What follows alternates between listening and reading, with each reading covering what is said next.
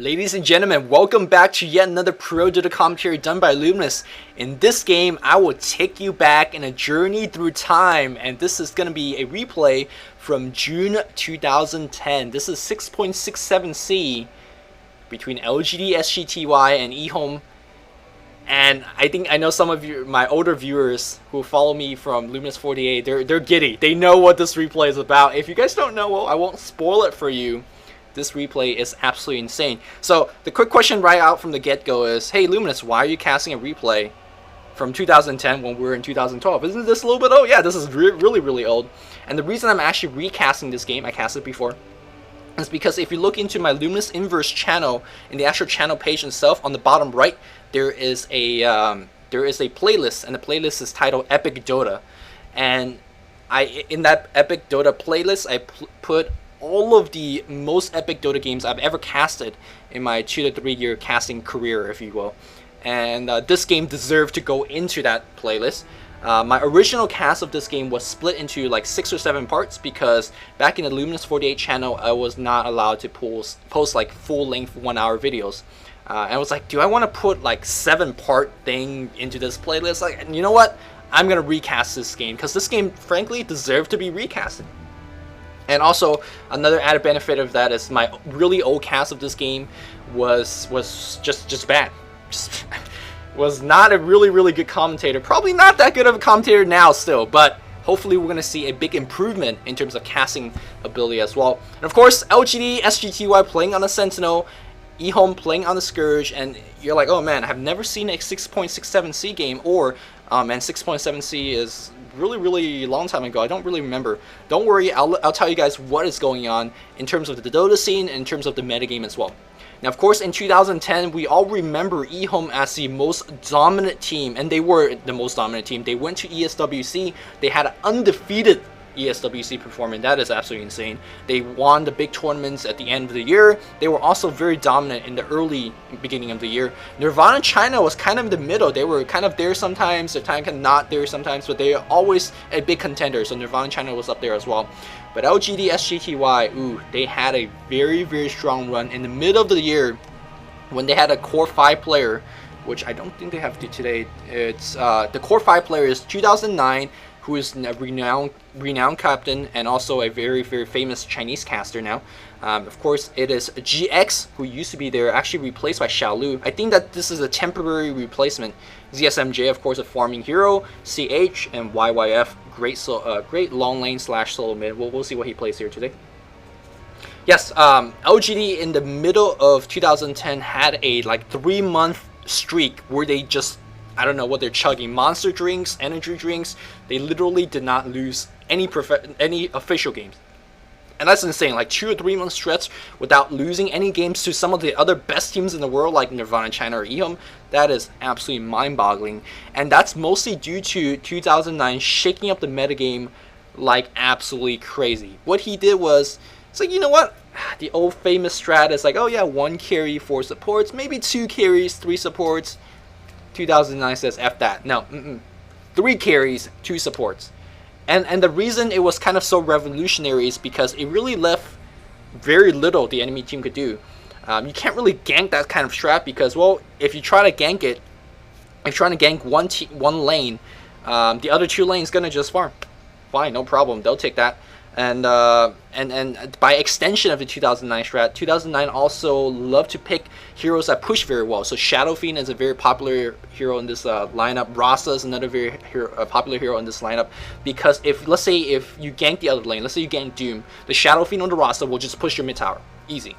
If you gank Dusa, then the Morphling or the Rasa is going to push one of your tower. So it really took away the incentive for ganking because generally the ganks would either not work because the Chinese are very good in terms of map positioning and having wards up, and even if you get the gank off, they will just push your tower and try to even it out that way. So this strat from 2009 really turned the 6.67C into a very slow farming game, which is what we're gonna have today. So if you're expecting a very action intensive game, look elsewhere. This is not gonna be it. We're gonna sit down and farm and farm and farm. If you look in the dictionary and look at the term Chinese Dota, you will find this game right next to it because this is the embodiment of Chinese Dota. But anyways, yes, 2009's metagame shift really turned 6.69 into a very farming version as well, and that's why we had like, you know, 2 or 3 carries on either side, and the games generally went for 67 minutes. 60 or 70 minutes, and you could thank 2009 for that because, well, I'm not sure if you want to thank him or hate him for that, but yeah, he turned around Chinese Dota for quite a bit. And of course, eHome, we all know them for the most dominant team at the end of 2010. Of course, the roster here today is not the dominant eHome roster. It's 820, 357, Burning, King J, and then X. I'm not too sure what actually 357 is RCC. He kind of likes to change his tag quite a bit, so maybe it's a different player, maybe it's 357. I really can't say for sure. But looks like the picks and bans are done, and let's see what we got here today. We have ZSMJ playing that Medusa. We have not seen that hero for a long while. She's no longer very viable. Xiaolu playing the Crystal Maiden 2009, handling that Doom. He is going to be go soloing mid.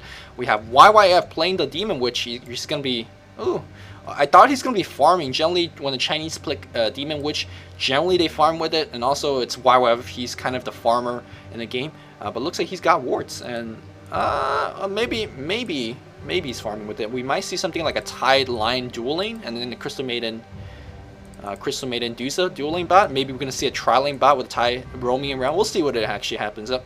Me on the enemy side, we have King J going to be playing the Beastmaster. Looks like Witch Doctor and Shaker is going to be on support. So that means X, who's playing the Sven, is going to be playing a farming Sven. Yes, I love farming Svens because support Svens, they're kind of useless in the mid game. But 820 is going to be playing his Witch Doctor, a legendary support player and legendary captain as well.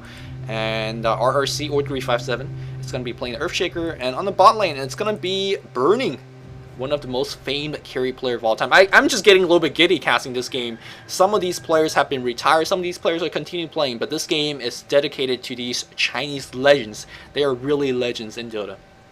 But yes, looks like Gorgon has picked out a double damage. That's going to help her in terms of last hitting. Nice. Very interesting skill build you can see. Well, not really interesting. This is, by the way, is a standard skill build. You actually take stats to level 1. You be a man and you level up stats to level 1. Really because Mystic Snake not going to do too much. And having the extra +2 strength really helps you survive. You're not looking really for the kills early on. You're looking to survive and farm. That's what Dusa's game plan is. So she's going to just chill and farm it out. And actually, wow, Drow Ranger keeping the Dusa away with Frost Arrows. Despite the fact that there's a double damage on Dusa. And it looks like a little bit of engagement in the jungle. Tidehunter is going to find a Shaker. It looks like Gush already went off. There's a Nova and ZSMJ. Let's see if he can claim the first blood. Nope. Xiaolu's going to pick it up. Very happy to pick up the first blood. ZSMJ is like, yo, bro, man, don't do that. But Xiaolu's going to upgrade a Crow immediately. And nice. Back in the mid lane here, a lot of physical harassment. Doom, by the way, is not starting out with 0 armor, and all those nerf has not been applied just yet. Level 2 starting armor. Looks like Scourge Earth is going to be chasing away King J right here. Gush coming from the low ground. But yeah, I think Beastmaster is going to be fine. He's going to be working for his quick bottle. You see that he did not spend all 600 of his starting gold. So he's going to be going towards his bottle, and once he gets it, he will be able to really control the lane and get every single rune, as he was leveling up Call a while. Inner Beast leveling was not really popular until much later. Are we going to see a gank coming in for this? Oh, there is a Gush. A couple of right clicks. Oh, we might actually see a kill. Yes, indeed, we will. Actually, a little bit careless here from Beastmaster. I guess he just... what ward is this? Is this a Scourge ward? No. That is a Scourge ward. So he should have seen Tidehunter. Maybe. Maybe not. So maybe the ward not really helpful. So Beastmaster went down, and that's really going to slow down his bottle. Let's see what his gold is at. He's got 22 gold. He actually got for the bottle. He opted to get the bottle immediately and then walk into the lane. Not too sure what I agree with the decision, because he's literally missing one full wave of creeps and EXP and gold. So, well, I guess he just want the for sure thing. Meanwhile, Shaker's going to camp over the Invis rune unless he's going to pick it up. Yes, indeed. He's got to be very careful. This is already a very tough lane, and very interesting for Gorgon to pick up the shield so early on. Generally, you take Mystic Snake here, and you know he's going to go for shield. Oh, Fissure's going to block, but really, it did not stun ZSMJ, and ZSMJ having that spell shield really is able to tank quite a bit of damage. Her mana is getting a little bit low, but she does have a Poor Man shield upgraded. And of course, on a range hero, not too good. But still, the nice block is just not too bad. And of course, she has a Tango in itself as well, so it's going to be burning that. And she is going to be going for a Perseverance right from the get-go. So once she gets enough gold for the Ring of Health, she'll pick it up immediately. And Crystal Maiden doing quite a bit of harass. You can see that she actually took up Aura level 2. Not going for the kill. Again, this lane is meant to be played defensively. Yes, going for the bite. And the Nova is the standard build, but that's the build that you want to do when you want to get the kills. But hey, you're going to sit back and just basically harass. So having the mana regeneration a little bit better, and actually skilling Brilliance Aura to level 2, forget the bite again. Not looking for the kill, just looking to harass. And having the extra mana regeneration will help you harass in that regard. Back in the mid lane here, Doom is going to be spending his Scourge Earth. Actually got a magic bottle as well to keep up with the regen, but Beastmaster, because not only he could harass the Doombringer, he could also push a creep wave. And as you push a creep wave, he will be able to get access to the runes. And it's going to be up to the Sentinel support to really steal these runes away from this Beastmaster. Tyhunter's going to stand around and then scare away the Beastmaster. Let's check out how Lion's doing on the top lane here. 5-0 in his CS. He's having a tough time because he actually can't go in the lane. If he goes in, Cask, Stormbolt, Maledict, they could easily get a kill if Lion's not careful enough. And you can see because of that X, 19 and 11 in terms of last hit deny. That is absolutely insane. And of course, Witch Doctor, let's see how many he's got. He's got 1 deny, so not too bad. But yeah, this Sven's going to be absolutely big. Already Magic Stick and Boots of Speed as well. It's going to upgrade to Treads and go for a quick Blink Dagger, and once he finishes this Blink Dagger, it's going to be tough. Now, in terms of mid to late game, I guess comparison, this Stone Gaze from the Gorgon will actually really jack up the God Strength. I do believe you can purge it.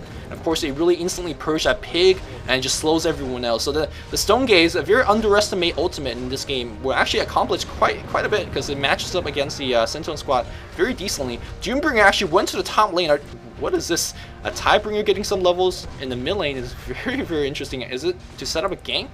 Is this a lane switch? I get it might be a lane switch. And it looks like Maledict's going to be on top. Stormbolt is going to be there as well. But there's a... Oh, double damage going to be pop. And it looks like they are going to turn around for the Sven. Maledict not doing enough damage. He's finally going to die. But he got the EXP and the go for the kill. So he's very happy with that. That's going to send Lion to level 4 as well. And not too sure the best trade because Beastmaster is getting a lot of levels in the mid lane. And really Tyhunter getting level. Not exactly too important, to be honest here. Back on the bot lane, I wonder what the hell this spell... Level 2 Spell Shield, level 4. So, yeah, actually just going for Spell Shield and stats. No Mystic Snake. Very interesting.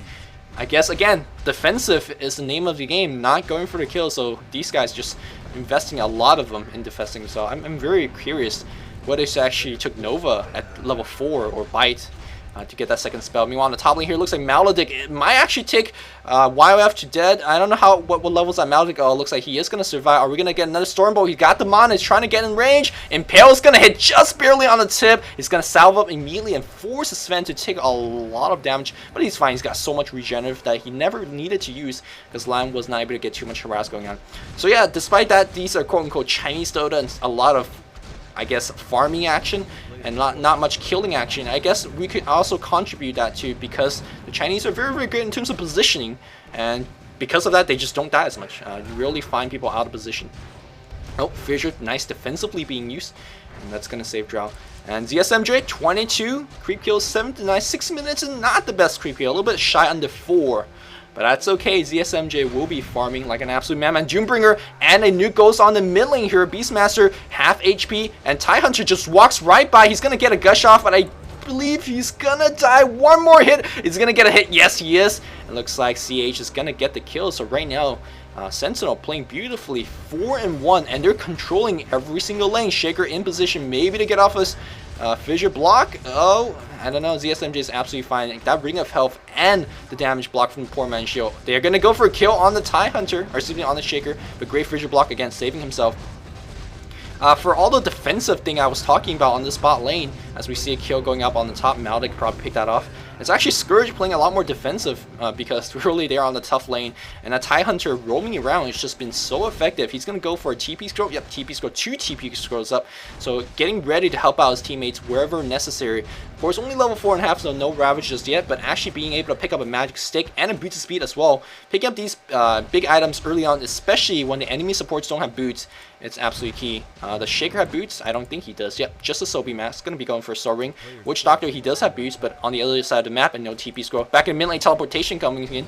That is a Lion. Are they going to do a lane switch? I guess so. Yeah, Lion just having a tough time on the top. And of course, like I talked about earlier, a single cast, Stormbolt, Maledict, that is all they really need to bring down this line. So they can put the Dino on top, who is actually a lot tankier at this point, about 1,000 full HP. Of course, he does have Scourge Earth for the increased movement speed and regeneration as well. So he's going to be absolutely fine in that lane. On the harassment, continue to go on here and burning it. Usually the farming legend has 8 and 3 CS. ZSMG getting the full support of that trial lane, not having that much. Again, 31 CS, 8 minutes in. Generally, you should be having 40 CS around this point. So ZSMJ, a little bit off characteristic, but is turning level 6. Let's see what he's going to be skilling. Is it going to be Stone Gaze as your ultimate? We'll see. Has not skilled anything just yet. It is going to be Stone Gaze. Okay. Again, a defensive spell being taken. Shaker being very, very careful. Actually, somehow Shaker's got 7 creep kills. So I guess it's not too bad for this lane as they got 15 in total. And he's going to be going for the Sobering. Drow Ranger is going to be going for double Wraith Bands. The old Wraith Band, does it give you +3 damage? Yeah, this is the old Wraith Band, not that good. But I guess she just wants stats to survive. So 900 HP for level 5 Drow Ranger, not too bad. But really doesn't have the boost of speed right now. But I guess boost of speed not too important if you're tower hugging. Another fissure gets dropped off. This Shaker almost running out of mana, but if he actually can get up to the Sobering, then he could do this all day long, and I'm pretty sure he's very close to it. The Crow is coming, and that's your Sobering recipe plus a pair of wards. Nice. Drow Ranger having a tough time. I wonder what levels her aura. She has no auras. That's I don't even want to calculate how she skill her points. I guess there might be some stats, 3 stats here, +3 to all attributes, so that's 6, 9. He's got stats. Drow Ranger's got stats and Frost Arrow, no True Shard Ore. That is absolutely insane. On the top lane here, looks like we have a gank attempt on this Sven. The Doom has went off on the Witch Doctor. Will he survive? I think he will, barely. It's gonna be close. No. Oh, nice deny here by 820, but. Or excuse me, nice deny by X, but I really think he would have survived. As we see dive attempt here, Sven's gonna Magic Wand, Stormbolt onto Hero Tower, focusing on the Doom. Nice access into Roar. What a strong TP counter gank. King J showing why Teleport Scroll, again, one of the most game-breaking item in the game. And he's got his charges earned all the way up to 3 charges, so that's gonna fuel his ganks to be a lot more effective as it goes on. Shaker's gonna drop 1 ward here. It's gonna be right here. It's gonna pick up an Invis Rune as well. I hope he's going to pick it up. Yeah, indeed, because the Beastmaster very far away from that. And despite the fact that the Sentinel has a trialing on the bot, it's okay because they're getting some EXP. They're not getting the best farm, but at least they're not really dying. ZSMJ 10 minutes in, having about 4 CS, and it looks like they're going to try to go for a kill. Not really too sure whether you can. Well, they're going to try for it. Tyhunter's going to come around, and it looks like nice fissure. There is a cast. Maledict on top. Will it be enough? Will it be on top? Yes, it will. Drow Ranger's going to get the kill as well, and Burning desperately needed that kill. Oh my goodness, he needed that kill. He was really far down. He's still very far down.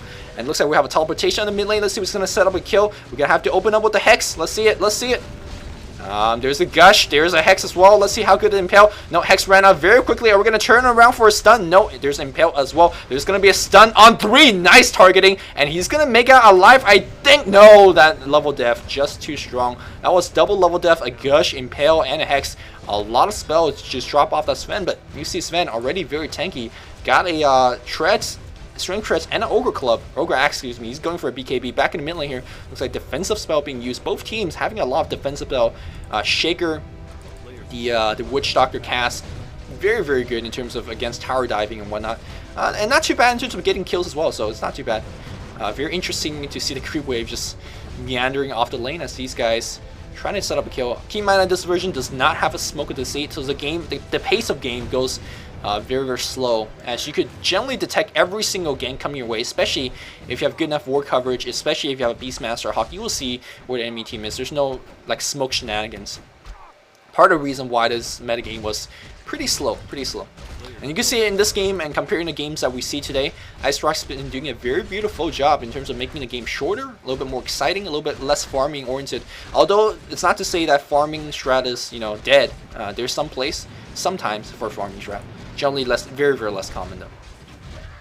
Back on the bot lane here, it looks like we have a couple teleportations who are coming in. They want to set up a gank. This ward will not see the gank party until it's a little bit too late. No, Tidehunter. Oh, excuse me, the Boar was in position to really scare away and immediate TP out. Will it make it? Ooh, they went for the very, very long range of the Impale. Good reaction here by Burning. I think he could have just walked back, but I guess he didn't want to chance it, so that was a very tight TP as well, so very close. Back in the mid lane here. Oh, Doombringer, you're very low HP. You gotta be careful. Is Roar on cooldown? Roar is up, so he could easily go for a kill, especially when Doom only sitting with, well, he's got 600 HP, so especially with Train Treads and Scourge Earth, he's gonna be fine. Let's see what the Nova level is, or excuse me, the Aura level. Aura level 3, Crystal Maiden level 8, so going for a little bit more Nova, and level of Bite as well. Boots and Magic Stick, nicely farmed, for Crystal Maiden at the very least. And ZSMJ 60 CS in 13 minutes, again, well under 5 minutes. But CS will increase a little bit better as we see, ooh, the man gank on the mid lane, Doom and Impale and Frostbite. Very overkill, so both teams getting your 1 or 2 kills here and there. Nothing too serious right now. 6 minutes, or excuse me, 13 minutes in, 6 to 5 in terms of Sentinel leading up, but it's so difficult to call, really. In terms of who's going to win again. Sven is definitely a very strong semi-carry. Drow Ranger is a very strong semi-carry as well. And Beastmaster, because he will take Inner Beast later on, will help his team out quite a bit as well. Is Inner Beast available in 6.67C? I don't remember. It might not be Inner Beast. So he might actually take it. We'll see if he actually takes it later on or takes stats. That would be a good indication. Looks like Sentinel will be pushing the first tower in the mid lane. Teleportation comes in right now. Glyph already used. Cast coming off cooldown. Fissure coming off cooldown as well. Therefore, we're going to be using it. And it looks like Tidehunter fix it. Ravage. Oh, no. It looks like Echo Slam's going to be dropped as we see Tidehunter. Excuse me, Doombringer. Very low. Doombringer's going to get picked off by a Fissure and a Stormbolt as well. And it looks like Crystal Maiden is going to live. The tail as she's going to hightail out of there. Not too sure whether you guys have caught that. The Tidehunter ran in there and tried to fake a Ravage by casting it and immediately S-canceling. I guess he just want to fake it out and have Witch Doctor cancel that channel of the Death Ward. Witch Doctor says, whoever, whatever, you could use your Ravage on me, I don't care. And the Fissure came in and the Stormbolt came in and he just melted under the tower. So, trying to do something fancy, CH. Oh, Stormbolt's gonna hit on a Crystal Maiden as well. Axis, one more is gonna do it. Nicely done. Teleportation comes in right now. They're gonna focus on King J. King J, very tanky. Ravage finally gonna be used, gets 1 kill. Now gonna focus on Sven. Sven does not have enough. 4 charges on the Magic Wand. If he switches to Intread, still will not be enough. And that board getting the slow on, and that was gonna be it. They will survive. Me on the bot lane here. A lot of physical harass being traded upon. 68 CS on Gorgon. Already have, Power Treads and Perseverance. Gonna be going for Linken Sphere next. And if you're wondering what Linken Sphere is about and why you get Linken Sphere on Dusa first and foremost, it's because Linken Sphere and Dusa, they are like BFF. They're really like, I think BFF is an understatement. I might actually go to say like they are like spouse. They're like soulmates for life. They're like, I don't know. Here's some obscure anime reference. Let's see if you guys get. They're like Sakura and Shaoran. Yeah.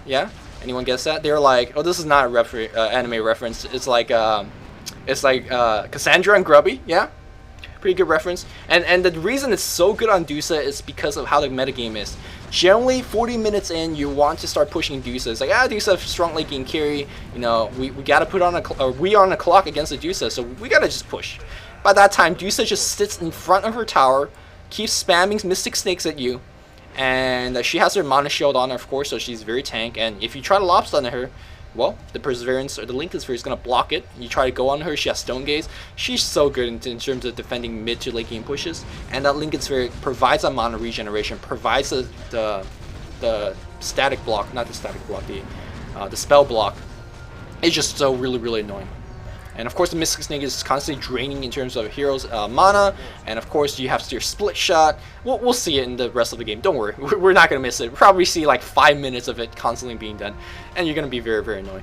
But yes, this is a good game to check out in terms of farm, because this, again, the name of the game is farm. 50 CS on a Drow Ranger, constantly being harassed stack. You can see Mystic Snake being leveled up right now, and it's doing a number cast. It's not going to really do too much. Tidehunter and Crystal Maiden comes around, and I'm sure at the end of the game, someone's going to say, why don't they just gank Dusa, and why don't they get Drow? I don't usually do this, but I want to pause this game.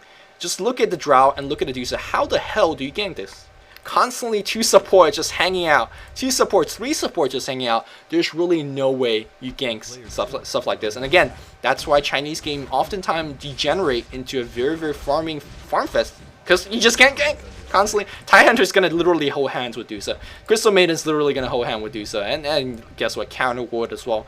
And somehow Lion, despite going down a couple kills, has got a Blink Dagger. So usually go Treads first. Because you generally need the extra mana to get your full combo off. Hey, but he's level 10. He will actually have enough mana for his entire combo. Blink, Impel, Hex, and a Finger of Death. And he's going to go back to Treads for a little bit more mana. As we see, Dusa teleports in the mid lane, and Scourge realizes, well, the smart thing for them to do right now is immediately push the bot tower, because you just saw TP on the mid lane, so he's not going to be ready for the defend. And ZSMJ responding correctly, immediately slithering his way back on the bot lane. Nice. Again, these guys are camping 3 or 4 S5. And they have a very, very powerful initiating tool. Doombringer, by the way, does, of course, have his TP scroll ready. He does have a Vanguard as well, so looking very, very tank. Beastmaster on the top lane, and he does have Inner Beast. Oh, let me go over here as a team fight. It's going to be happening very soon. Yep, Inner Beast, so it has been powered up. So he is going to be skilling Inner Beast, which is a very, very strong late game aura, especially when you have such high DPS, physical DPS. You have the Sven, who has, by the way, has the Blink Dagger now. You have the Drow Ranger, and of course you have the Beastmaster, who actually right-clicks pretty decently. Don't underestimate Beastmaster's right-clicks. Sven's going to go in the mid lane, get his farm on as well. This is actually a very common build, item build-wise, where you go the Treads first for the extra attack speed and HP. You go the Ogre Club first for the raw 290 extra HP. And then you go back to Blink Dagger after your survivability is good enough. Looks like we have a teleportation on the top lane. It's going to be Witch Doctor. They want to get a kill on the Doombringer. I don't think they can, but they do have a lot of dangerous stuns. They have long duration of stun, and if they pop a Death Ward, might be it, but they just don't have it. If they had a Smoke of Deceit, if this was a Smoke of Deceit game, or if the version has Smoke of Deceit, that Doom would have been dead. Me on the bot lane here, looks like Dusa has actually lasted the tower, and has a ultimate orb already, so very close to a Lincoln Sphere, I presume. Let's check. 600 gold, so about 800 more towards that Lincoln Sphere. 100 CS in 20 minutes. Just about 5 minutes ago, we checked that he was slightly under 5 CS per minute. Now we're over 5 CS per minute, and this number will just grow. 100 CS. Again, don't be like ZSMJ farming machine. I'm not going to take it away from him. He is a farming machine, but a great deal of it is because his teammates are not jacking the farm, and also a big deal of it is because their teammates are always there to help him to be prevented. He cannot get ganked. And because he cannot get ganked, he's getting free farm. That's what I'm trying to say. And also, of course, good use of the teleport scroll. He's been kind of farming 2 lanes. Yeah. He's like, oh, I'll TP mid, farm that lane, and then walk bot and farm that as well. And TP back mid and farm there. And push a tower here and there. So, that's what he's been doing. And again, here's where 2009's 3 carry strat farm, shines. We're going to have 2 or 3 carries. One of them's going to farm. Doom's going to farm. Deuce is going to farm. Who are you going to gank? Doombringer, very difficult to hero to gank because he's very tank. Has Scourge Earth. Deuce a very difficult hero to gank because he's constantly got 4 friends with him.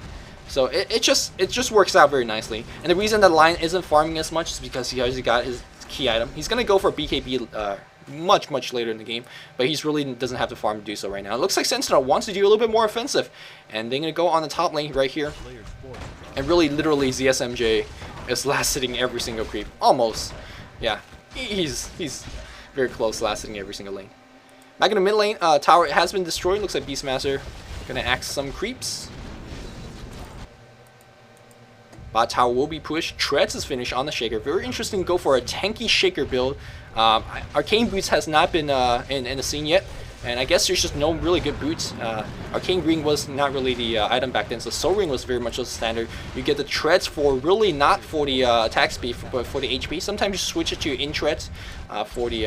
as we see mad amount of teleportation going in mid lane here. They don't want to lose that tower. Looks like teleportation going to mid lane here. And can we make it... Oh, wow. How did he TP out? AA Burning, destroy the tower, and somehow TP out. Doombringer casts his Doom on the Beastmaster, but I think he's going to live to tell the tale. Here comes Scourge helping out. Witch Doctor's already in position. That is going to... Oh, nice purge! And it's going to bounce right on. There's a Blink Dagger coming in. Stormbolt on 2 hero. They got to focus. Witch Doctor's ward going to get... Oh, going to get immediately canceled by the Ravage. Looks like Witch Doctor's going to go down. Yeah, Mystic Snake's going to get 1 kill. Teamfight breaking out. CM gets a huge ultimate off, and it's going to channel for a long duration. Looks like Shaker might live. Maybe Crystal Maiden's not going to live. Shaker, no, it's not going to survive. Gush is going to do the job. And Sven realizes his friends are dead. He's going to just get the hell out.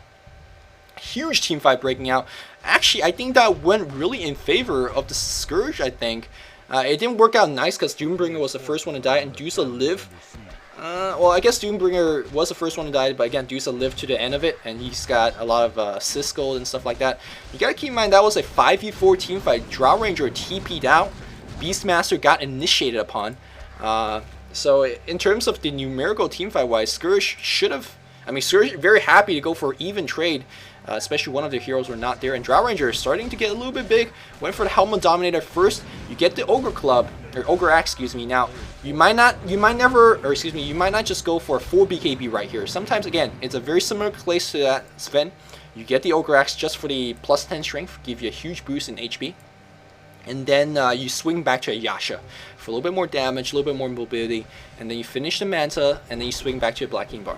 In this game, though, I think you kind of need a BKB because the initiation is just a little bit too scary. You got the Blink Hex, you got the Blink Impale, you got the CM Nova and the Bite, you got the Ravage. That's the key thing. So he might be going for a BKB, but we'll see. What is it? What is it? Just Rave Brands. Threats. Okay. He has he dominated a creep yet? Looks like he has not dominated creep yet, has not used his dominator. And again, this is where a lot of Chinese teams like, okay, we're gonna give our farm to our true carry. And as we see a Roche attempt coming here for this Beastmaster, he is gonna be using his Hawk to scout. Let's go to Scourge Vision real fast. They see everything. They see everything. Is this a Hawk? No, that's a ward. They absolutely see everything. So they know where the enemies are. Meanwhile, Sentinel, let's see how their vision is doing a little bit. They have one ward here. They have a ward here. That's going to see a lot of hero movement, especially teleports to go into the Roche fight. So that's very, very good to see. But in terms of Roshan engagement, I think it favors the team with the Beastmaster because you simply just constantly have map hack. As you see, a little bit of nice counter warding being done here by the Witch Doctor. Both teams is kind of hanging out. And Sven ever so close to that Black King Bar. I do believe Stone Gaze goes through BKB though. I think. I'm pretty sure it does. It has to. It should at least. Actually, I'm just second guessing myself. I think it should. If I was taking a multiple choice test or a true or false, does Stone Gaze go through BKB? I'll say yes. That would be my educated guess. Beastmaster hangs on the mid lane. He does have his Blink Dagger after treads as well. And again, haven't checked CS in a long while. Last time we checked was 120. Now we're up to 160. 25 minutes in. It looks like Split Shot is almost online. He's going for his maxing Split Shot now. And he's going to go on this tower. He's got a Yasha. Going to be going for Manta style next. Meow mid tower might be destroyed. Yeah, Beastmaster's going to take this tower. Teleportation comes in. There's a Glyph. Oh, Dusa is going to force him to blink out. Is he going to come back in? Or he's going to let his tower deny. Is the SMJ? Are going to deny tower? Yes, he will. And meanwhile, he actually uses ultimate as well. Very interesting. Meanwhile, his teammates destroy the top tower. So very, very good exchange of the tower. Very surprised that the Beastmaster blinked away from it. You know Adusa is going to come back. He's not really going to kill you. Maybe he's expecting a little bit more TP coming in, but you saw the entire team was here. It's a little bit questionable play by King J, but he's King J, so I should not question him. Yeah. And here begins the 4-man jungle roam of the Chinese as they farm, and farm more. Dusa 176 creep kills. And he's look towards these DSMJ. If you want to be a good farmer, just look towards how he farms and where he farms. Of course, farming is not just a solo thing. A lot of players think, I'm a good farming player, I could last it. That's just not it. In terms of professional games, competitive game, you farm with your team. Or in this version, you farm with your team. Fissure, they're gonna go on a Doom. There's a silence. Wow, Echo Slam being dropped. They're gonna nullify Doom immediately. Where's the Ravage? I think Ravage was already casting. Gonna focus on Shaker, but Shaker dropped every single spell, so no big deal. Sven's gonna get another kill, so double kill right now. Who's gonna focus him next? Meanwhile, we have Drow Ranger's gonna get one kill as well. Scourge melting these guys. Where the hell is ZSMJ? ZSMJ got picked off as well. That was a 4-for-1 so far. Sven gonna get yet another kill. That was King J getting killed, so that was 2 for Sven, 2 for King J. Roshan is gonna be next. Great team fight victory. That was a complete wipe. Wow. Scourge's initiation, the Echo Slam was just key. They picked off Doom, and without Doom in the fight, I mean, there was no Doom. There was a lot of tanking that really just went away. And to be honest, ZSMJ, he does not do enough damage to warrant everyone focusing him at the beginning of the fight. So Scourge said, okay, the biggest target is done, which is Doom. Let's focus on the squishier targets. Let's focus on the TIE Hunter. Crystal Maiden went down in 2-shot to, again, a farming Sven. This is a way to play the Sven because at the mid game, he has a Blink, he has a BKB, and he's dishing out with a double damage whenever he wants it from God's Strength. If you're playing a support Sven, you stun, you're level 10, you die. That's basically it, because you're melee, you can't get any right clicks. But you got a Blink now, you got a BKB now, so look towards this Sven to become bigger and bigger as this game progresses. I mean, he's already absolutely a beast. Normally, I would advocate for a Mask of Madness because it's badass. It's just crazy stuff. But in a professional game like this, I think going for later game items might be a little bit better. As you know, the game will just drag out for a long time. So maybe AC is a little bit better. Maybe start working towards. Yeah, I think AC is kind of the best choice here. Maybe a Helm of Dominator if you want a long-term lifesteal item. Anyways, ZSMJ close to 200 CS, and another key thing about playing a carry is be careful of when you die. Again, it's not really the gold that you lose when you die, which by the way, you lose 30 gold times the level you're at. So if you're level 16 and if you die, you lose immediately 480 gold. But it's not really that. I mean, 480 gold is a blow to your farm rate, but really you lose a farm time, and that's important because being dead for a minute for Dusa, I mean, he farms the 480 gold like right here, and it's so easy to go just like a click mode for Dusa. And there's a split shot. Oh yay! Every single range creep dying. Damn, ZSMJ farming machine. And he's gonna finish Manta style. And once you finish the Manta, you suddenly have a lot of stats to work with. There's plus 10 right here, and there's plus 15 right here, and that means all your illusions very tank. And Sentinel decides to push. Gotta be very careful. Scourge initiation, absolutely insane. They got the Blink Roar, they got the Blink Echo. Will they fight right here? ZSMJ farming literally all 3 lane. He farmed mid, walked bot, got a huge creep wave, TP top, farm more and more. And this is a strategic choice that LGD is saying, hey, we're gonna underfarm our Doom a little bit. He's kind of tanky. He's not gonna go for Radiance. He's gonna go for Shivas, I believe, or maybe AC. And he's gonna say, ZSMJ, you're taking 3 lanes of farm. 3 lanes of farm. Meanwhile, Scourge doing what we call equivalent of what we call today as a smoke gank, although we don't have smoke gank right here because do we see a Vlad? Yes, Vlad's on Beastmaster. Nicely done. I mean, it's good for himself for the lifesteal. It's good for the Sven for the lifesteal. Plus 5 armor relevant, and of course the extra plus damage in the aura relevant. So all of it pretty good. And before someone type in the comment, why don't they gank the Dusa? This is why. This is why. Chinese Dota at its max. ZSMJ farming 3 lane, 227 CS. In 30 minutes, they will trade bot towers or trade towers. And the question is, who's gonna chicken out first? And it looks like Sentinel's gotta chicken out first. Are they even gonna get the tier 2? ZSMJ's gonna TP back. He should be the first one to TP back because she's a great front line. Unfortunately, she already used her Manta, so no Manta for this defense tower, taking a massive amount of damage. Glyph is gonna be popped, and this board. Oh, there's a Gush. Again, both teams has a couple Blink Daggers. Scourge has better initiation, in my opinion, though. The tower is going to get destroyed. Burning last hits that one. He got the Alpha Wolf. Nice Dominate. He's got the Aegis Wall. Black King Bar is up. And looks like they're going to just lose a bot Rex because they can't defend this Fissure. Hitting a couple of heroes. There's a Hex on the Drow Ranger. Drow Ranger, pop your BKB. Pop your BKB. No, there's a BKB pop. Ravage on top. And it looks like Doom on the Sven. Sven doesn't care. He's going to right click like crazy. And Drow Ranger with a Frost Arrow, turning it on and off. Get Lifesteal, get Frost. And looks like they're going to get quite a bit of kill. Looks like Fissure's going to stun a couple of heroes. And they're going to focus right on the Rex. There's a Sven. Wow, BKB gets immediate kill, and looks like he's going to focus on the Dusa. Dusa might be going down. There's a silence. She's going to die, and looks like the split shot doing some massive damage. ZSMJ gets 2 kills, and looks like Drow Ranger is going to survive. Going to use his life to focus right on the Rex, but she's going to go down. Couple more hits. Nice focus fires, and I gotta fault the Scourge guys a little bit. Sven TP back? Sven TP back. I think he was in prime position to at least get off a couple whacks, especially with that God Strength up. It would have meant the bot racks, and with the bot racks down, that meant Scourge, or not Scourge, or excuse me, that meant Sentinel, or more specifically, that meant ZSMJ. He would have lost a huge amount of gold towards his income. Meanwhile, he got a couple kills in that team fight. Now going to be split shotting up. Manta is finished.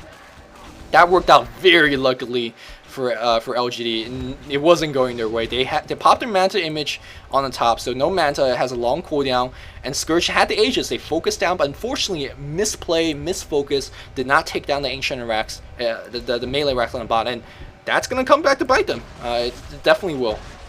Again, not really for the pressure, because Dusa very easily will defend a big lane of creeps very easily. But it's for the gold. Halving the gold that Dusa would have gotten is absolutely key. Looks like we're going to see Eagle Horn. This is 32 minutes in. Manta, Lincoln, Eagle Horn. Let's see how Drow Ranger is keeping up in terms of farm. She's coming out with Big items. So look at her CS, 100 CS. That's it. Let's see how we're doing across the board. So 100 on the Drow. Where's Drow? Okay, 100 right here, 70 right there. 138 on a Beastmaster, using that Axis to farm a bit, and 126. So very, very good spread of farm. So we have 4 guys farming up. Meanwhile, you could clearly see there's just really 2. I guess just 1, really. So they're taking the farm there as well. So Scourge actually going for the... they're taking a page out of a 2009's playbook. They're like, we're going to go 3 carries, or 3 farmers at the very least. Meanwhile, Sentinel is going to go for something more old school, you know, 2 carry row. And they're clearly giving every single creep to ZSMJ. And ZSMJ, of course, he's doing it very smart.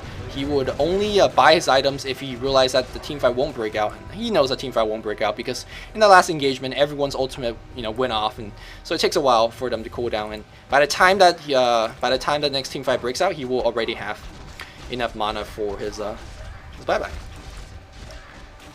We're approaching 300 CS. About 30 minutes in, so it's just like 10 CS per minute, no problem. There's just like 10 creep kills per minute just about now, and you gotta keep in mind that the game started out with 4 creep kills per minute. I think like every 8 minutes, I think 15 or maybe 8 minutes, every once in a while we see the creep wave gets added to a creep. And Butterfly, so this is a 34 minutes Manta Butterfly Linken's Treads on a Gorgon, level 20 already. Just saying, this is pretty good farm in ZSMJ. Looks like we have a lot of teleportation coming in. They want to defend this, but Scourge, they have the sight. They're absolutely ready. They're going to give up this tower. ZSMJ lasted that one as if he needs more farm. And he's teleports Skrill almost coming in. Oh, they're going to make a jump here on Dusa. It's going to be difficult for they to get a jump successful in the Dusa because Sentinel being very, very smart. They're going to stay behind the Dusa. Dusa will very easily take that Stormbolt. He will very easily take the Roar because they're both single target stun. And he has that Linken's Sphere, so he doesn't really care. Do we have a Blink Dagger on that TIE Hunter? No, he has a Vanguard and a Planeswalker Cloak, so his plan is basically to walk his way in, which is not a bad choice, because considering that Scourge has, you know, more valuable targets they want to focus, which is the Doombringer, which is the Juicer. So I guess TIE Hunter could easily walk in and get the Ravage off, especially if, let's say, the Demon Witch could blink in and set things up as well. So teleport in the mid lane for the ZSMJ, push out to the river, and gonna walk bot because there's a sizable creep wave there as well. Well, maybe going to the Ancient Camp first. So Butterfly's finished. Let's see where I'm gonna go. 1200 in. He does not have buyback.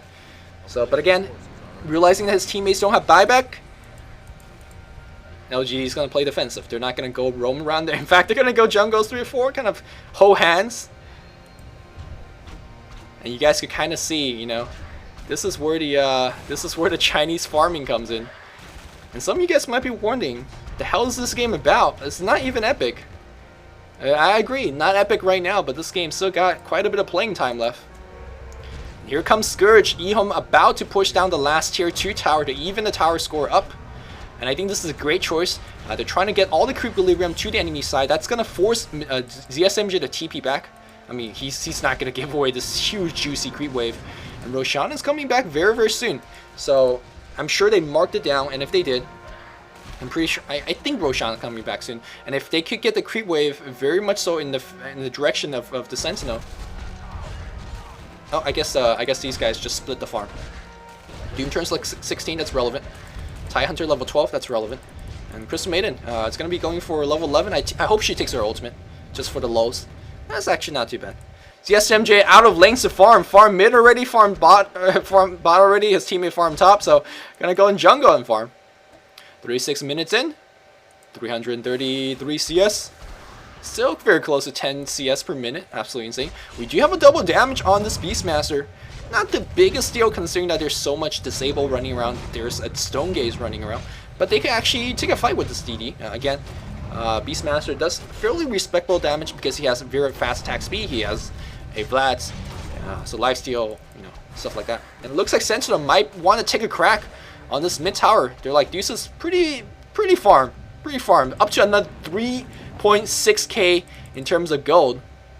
I wonder what she wants to get right now. It's hard to say.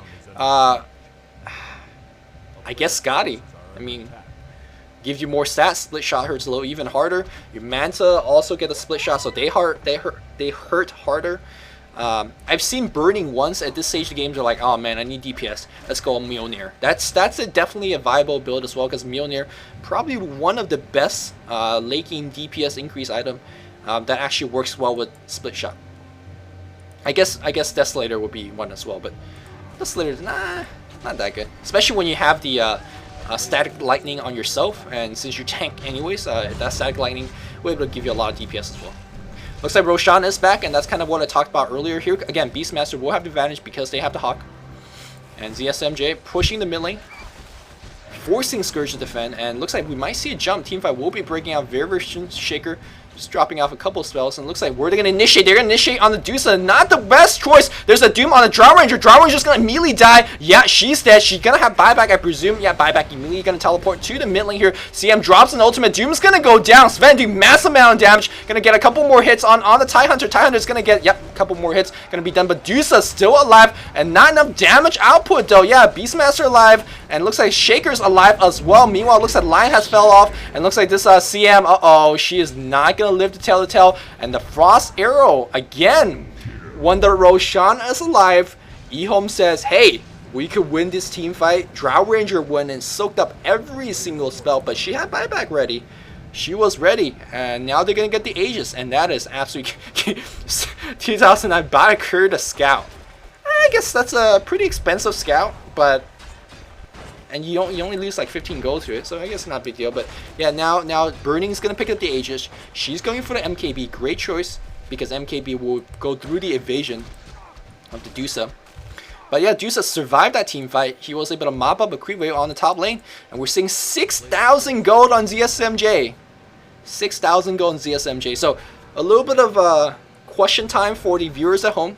Viewers at home, if you're LGD, if you're in this situation, you have a mad farm Dusa, but you just can't win this team fight. You saw how that team fight went. They all jumped on the Doombringer. No, they jumped on the Dusa. Dusa didn't die. They all, and then Sentinel responded by focusing all the spells on Drow Ranger. Drow Ranger immediately bought back. So in that essence, it really favored how the team fight went for Sentinel, because they started team fight 4v5, right? But teamfight lasted for a long time, and Dusa was not able to do enough damage. I mean, she was, I guess, splitting a lot of damage, but overall, no one was really dying. So clearly, Sentinel's lacking DPS. They're not exactly the best tanking item. I guess they have a Vanguard Tide. Dusa's very tank. Doom's very tank, but Scourge's Focus Fire is just so damn good. They were able to focus down a single target so very quickly. And because of that, as you see Invisible Hawk coming in, because you can turn it invisible momentarily in the old Hawk version. In terms of the analysis I just gave, Sentinel is lacking damage, and ZSMJ, despite having massive amount of farm, just not enough, and looks like she's going to go for even more survivability on a Satanic. So her idea, or his idea of how to play this game is just to stay in the front line and just go absolutely crazy. So that was 6k gold in the bank. She spent it on a full Satanic, still 1k gold in the bank. We're 40 minutes in. Let's give another CS check on ZSMJ. Oh, just 400 CS in 40 minutes, so just about 10 minutes. Nothing to it like a bounce. Like a bounce. Level 24 on the Gorgon. Again, you lose 30 gold for each level you have. So if she dies at this level 25, you lose 650? Yeah, you lose 650. So you definitely would not have to buy back. But again, her teammate would not allow her to die, just all 5 in the background. But again, Scourge has shown that they could win these team fights. Shiva's up on the Rexar, so it's going to give another very, very good armor value. He's going to be a frontline tank. Now it's going to blink in, roar, and start right-clicking, because look at the armor value. That's going to be insane. The minus attacks aura is not going to do too much, to be honest. I guess it's going to hurt the Crystal Maiden or the Lion, but for Dusa, for the Doom, they attack fast enough to really ignore it. With the plus armor on the Beastmaster, not too bad. Now the AC is finished, the BKB down to 8 seconds, still very healthy charge on the BKB, and you can see that very good use by X in terms of holding on his God Strength. In the last couple of team fights, I'm not sure if you noticed, he would blink in BKB and not use his ultimate, because the standard reaction to that kind of initiation is, if you're Dusa, you just spam on your Stone Gaze, and that would get rid of the I guess it would get rid of the ultimate from Sven. And that would really hurt, right? You're slowed, you can't attack, BKB or not. I mean, you can attack, but you're slow as heck. So what X's been doing is you blink in, pop the BKB, and just basically just start whacking. And that's going to bait out the Stone Gaze, and then he waits it down a little bit, and then he pops the God Strength, and then starts to get the real work done with the second Stormbolt up. So X adapting to this game very much so. Dusa farm the top, now going to be farming mid. And looks like 820 is going to be dropping a very deep ward. Very bold move. Generally, you shouldn't ward like this, especially if you don't know what really the enemy team is. I guess he realized Dusa was top, so the enemy team was on the top as well. So he knew what was going. But generally, if you're warding in the darkness, that's generally when you die as a support. I cannot stress how many late game supports they die because they just go out to ward and there's no vision on the map for their side of the map. But 820 knows what he's doing. Again, he knows the SMJ just moved away from the top and his teammate were, of course, attacking along. So ZSMJ, 450 CS. So we're actually going above 10 CS per minute now as the creep wave gets a little bit bigger and bigger, and both teams not very interested to take the fight. Scourge, again, they've shown that they could win fights, and this Drow Rangers, again, constantly getting stronger. Where the hell is their Demon Witch? Yeah, okay, there's the MKB. Still no Manta Style yet. I suppose Manta Style, it's decent. It depends on, I don't know. I say it's decent. Generally, I'll say like, oh man, that's the best item for Drow Ranger. The reason I say decent in this game is you have the Ravage, so you could immediately tell which one's the real Drow Ranger. But more importantly, you have the Stone Gaze, which just pops your Manta Illusion instantly. And I think that might be a reason why Drow Ranger has not upgraded that Yasha for the longest time. She wants it for the MS, she wants it for the armor. A little bit of damage and attack speed, it's not too bad. But yeah, I think upgrading the MKB, great choice first. Maybe she's even going to finish the Satanga first before going into a Manta Style. Manta Style is one of those items that a lot of agility heroes like to get very early on because it gives you the plus 10 strength from that ultimate orb. But if you think about it, the item, it's one of the better late game items. You should get it very late because your illusion gets stronger later and as the game goes on later because they're higher level, they get more stats, etc., etc. Drow Ranger's just really falling behind in terms of farm. She's got a lot more neutrals. She's only got like 200 CS to show for her, and ZSMJ is doubling up on top. We're seeing 479 CS 44 minutes in. Again, ZSMJ A-clicking it like crazy, but his teammates are allowing him to do so, and it looks like he's approaching the Secret Shop. Oh, no, he's not. Let's see how things go. 5k gold. He's getting ready. Meanwhile, Scourge says, we had enough. We had an Aegis on our Drow Ranger. Let's see if we could take this Rex. Very interesting choice for eHome to push mid and not bottom, considering that there is no tower here anymore. So, I'm not too sure whether this is a real push at all, given that they're not pushing bots. ZSMJ is going to TP back immediately. Again, you want the Dusa to be in the front, considering that she does have Manta, she does have Satanic, and she, of course, has that Lincoln Sphere, so we'll be able to block. And this is what I mean. This is why the Lincoln Sphere and Dusa are best buddies. They're best friends forever, spouse until death do us apart, that kind of thing. Because he's going to stand in front, turn on split shot, and just defend. And he's going to just fire off his Mystic Snake whenever he wants. He's going to nuke down the creep wave, and if he's lucky, he's going to burn, 200 of your mana. And it's just so annoying. It's so annoying to push against like this. Looks like we have a Wildkin being picked up. That's going to be plus 3 armor for his team. Tornado for a little bit extra slow, but nothing too big. Yeah, so we're going to see this Mystic Snake split shot defense for the longest time. It looks like initiation. Doom was trying to bait things out. Let's see if that was the best. He popped the God Strength after the Dusa ultimate. Gonna focus on Doom. Doom's gonna get brought down. Does he have buyback? I'm sure he does. Looks like he does. Yeah, it's gonna TP right in. And it looks like we have Sven getting brought off. So 1-for-1 trade. And it looks like the Aegis was already used. BKB up on the Drow Ranger. Drow Ranger's gonna get 1 kill thanks to the Maledict. But now Dusa doing some right click. I do believe Drow's gonna go down. BKB's gonna be running out very, very soon. Maybe he's trying to get the denial of a little bit choke point jungling. Or choke point to get an attack off. But the Nova is gonna give sight. And that was a terrible push from eHome. And I think that was very well baited. Doombringer just literally walked out like a scrub. He'd be like, yeah, stun me, no problem. And I think eHome kind of got baited. Because Doombringer knew that he had buyback, so he just was a meat shield. And of course, when you focus a lot of damage on the Doombringer, Dusa was free right-clicking. And TIE Hunter dropped his Ravage on a couple of heroes, and here comes a push coming out the other way. Very good move by the Beastmaster, cutting out the creep wave. He does have a teleport scroll, but this might be Rax time. Again, the team fight potential of Scourge is absolutely immense, though. So we saw a pretty big Echo Slam in the last fight. Looks like this tower is not going to be long for life. There's a Glyph trying to delay it a little bit. Drow Ranger's back. Or Drow Ranger was back. Excuse me, the Shaker is back. Witch Doctor is back. But it's not going to be enough. Shaker, by the way, has a Hex Stick. That's when you know the game's getting late. Where the Shaker has enough to get a Hex. As Sentinel says, whoa, we took mid-racks. Let's go for the top. I'll put on your Mana Shield. ZSMJ, don't play. ZSMJ, don't play with me. Where's your Mana Shield? Okay, there's not. Okay, I was like, ooh, dude, ZSMJ, don't scare me like this. And that was the answer. But if you participate in my trick question, as we see a bot racks being destroyed, I guess they could do that trade. Trading the bot racks for especially a range bot racks, not the biggest deal. And they traded mid racks and a top tower and a lot of damage on the melee rack. So very good trade in that sense. But yeah, the earlier, if you're participating in my quote-unquote trick question to the viewers, what item can you get in this stage of the game to make a big difference? Well, a Divine Rapier would make a big difference. 48 minutes in, 550 creep kills on ZSMJ, shattering every farming record. And ZSMJ again. Before this, he did. I'm sure you guys already know that game where he farmed a Sacred Relic in 7.5 minutes. So what happened in that game was, so you see Crystal Maiden gets picked off, big whoop.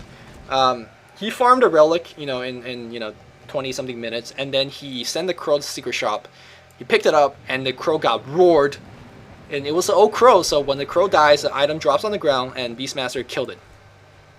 Now that was not cool. But he farmed it back in 7.5 minutes. So that was one of his farming legend.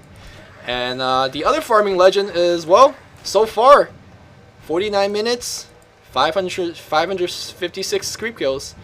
And Scourge is going to be going for the third Aegis, third Roshan. Seems like not the equilibrium, the momentum has swung back on the Sentinel. I mean, when Dusa carries a Divine Rapier, the momentum will swing. If you're wondering why the teamfight went so successfully in that last teamfight, it's because Dusa has got the damage. And now, here we go. We got the cheese on the Sven. We got the Aegis on the Drow Ranger.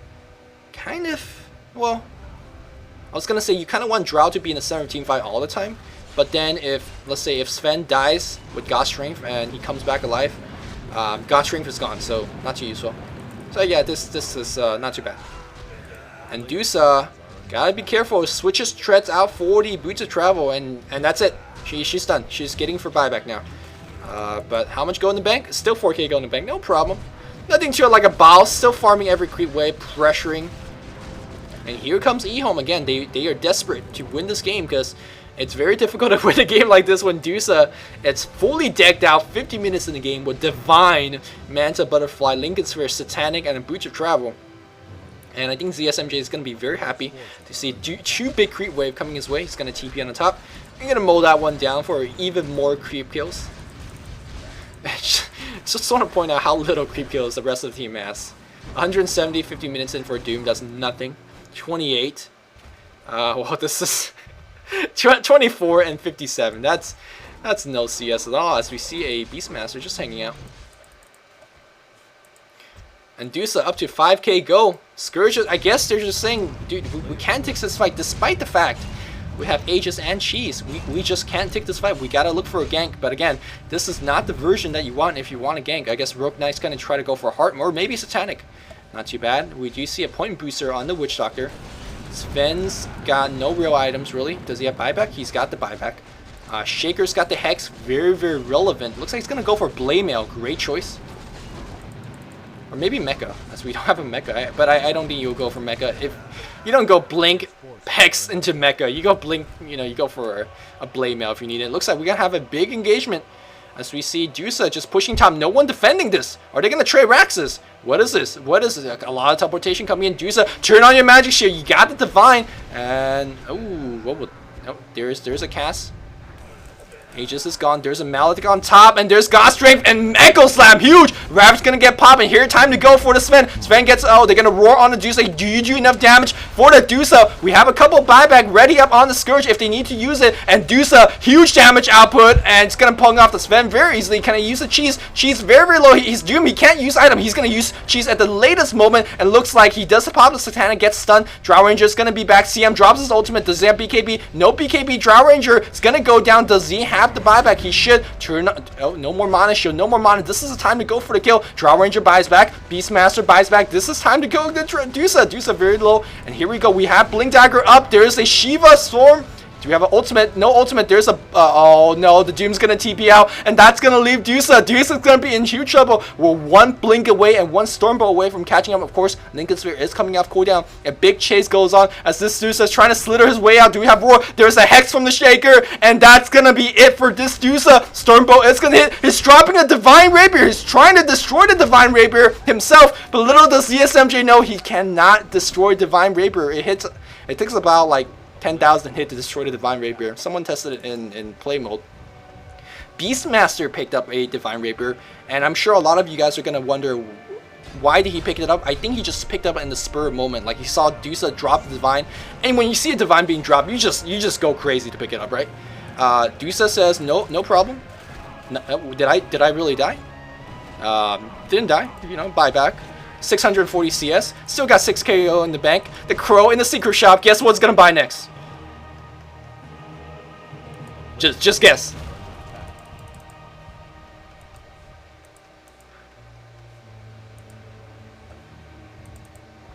$53 minutes, 650 CS, double Divine Rapier, and it was the Divine Rapier def buyback Divine Rapier.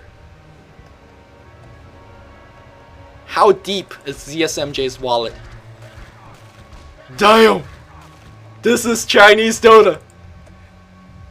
Level 25, 666 on the CS. Gotta turn on your mana shield. Like, I mean, come on, you got the mana to constantly support it anyways. Really no point in not turn it on. But here we go. Sentinels pushing top. They're pushing mid as well. And this is time for LG to defend. They gotta defend one more time. They do have the top racks. They do have the mid rack. So one more defense is what they're looking for. ZSMJ is not going to TP back just yet. Doom's not going to TP back just yet. And Sentinel's going to force the issue. They got to just go up on the high ground. This speed creeps taking a lot of damage. Witch Doctor in the front. And Dusa's knocking on your door. And that means Scourge's got to TP back. We'll see who's going to first chicken out. It's going to be Dusa as they're going to team fight. It's going to initiate Drow Ranger in the fray. And Fissure's going to be dropped on a couple of guys. Where the hell is the Dusa? Dusa's back off right now. Or excuse me, Drow Ranger's back off. But Dusa with a Divine Rapier. She is just... oh my god. How do you... this is like the Great Wall of China. Except this Great Wall of China has like 8 cannons that shoots back at you as you are trying to go into it. It's just not nice. It's just not nice. I think eHome right now, they're waiting for the next incarnation Roche. Yes, as boring as it sounds, they cannot take a... I mean, even with Aegis and Cheese, they couldn't even win the last team fight. I mean, I guess now you have a Divine Rapier, so it helps. Especially when he has damage attack speed. Hitting for 400. You know, you got some lifesteal to work with. You got a lot of armor. So, actually, it's not that bad hero to have it on the Beastmaster. Especially when Drow actually is getting all the focus. Drow saving for buyback. The best thing she could do at this point. I mean, you can finish your Manta style, really, but... it's not going to help. I don't think she has enough time to get the buyback. Again, if you die, you're going to lose 650 gold right from the get-go. So you're going to be down to about 1,400. That's not going to be enough to get buyback in this stage of the game. Drow Ranger, you got... oh, no, it's not looking good. I think LGD, they know ZSMJ. 55 minutes in, 720 creep kills. And that is the legendary mark. And this team fight, well, let's see if eHome can defend. Cass gonna have Blink Dagger from the Crystal Maiden. A lot of spell being dropped. Dusa, Manta, and gonna pop on the Magic Shield, and the right clicks. They start, and it looks like, oh man, he cannot right click at all. He's too afraid to go in, and Doombringer gets a Doom on the Drow Ranger. Drow Ranger does not have the buyback anymore, and it looks like Tie Hunter is gonna focus on the Divine's gonna get dropped. Who's gonna pick it up? I guess Doombringer's gonna pick it up, and that's, ladies and gentlemen, that is going to be the game. GG's going to be called by 820, and they leave the game. Sven's going to try to do some heroic, but nah, man. ZSMJ is going to throw him, and meanwhile he's throwing, the split shot's going to kill? No. It looks like he didn't have split shot on. What a game, guys. 720 CS in 55 minutes. This is why this game is gonna go into the epic Dota playlist. Again, not the most, you know, wow, my god, you know, Rax trade into Throne trade, but I mean, we don't see things like these. And the icing on the cake was the death into the buyback into the rebuy on the Divine, and then still finishing the game with 6,000 gold. Like, that's just too much. Again, ZSMJ showing off he is still human, still sometimes make mechanic mistakes.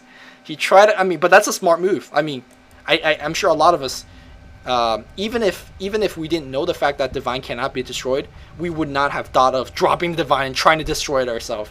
That's just classic, you know, on the spot smart move.